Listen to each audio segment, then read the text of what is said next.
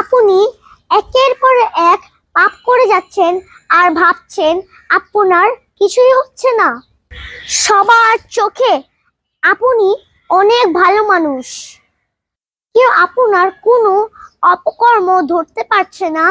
আপনি যদি কোথাও অন্যায় কাজ করতে গেলে ধরা পড়লেও পিছন থেকে টাকার বান্ডেল দিয়ে আপনি সেটাকে ধামাচাপা দিচ্ছেন আর ভাবছেন আমি বেঁচে গিয়েছি, জিতে গিয়েছি।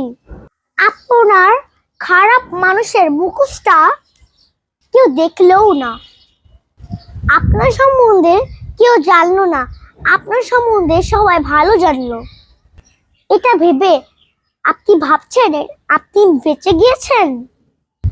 কি ভাবছেন আপনি একের পর এক অন্যায় কাজ করে যাচ্ছেন আর আপনি বেঁচেও যাচ্ছেন?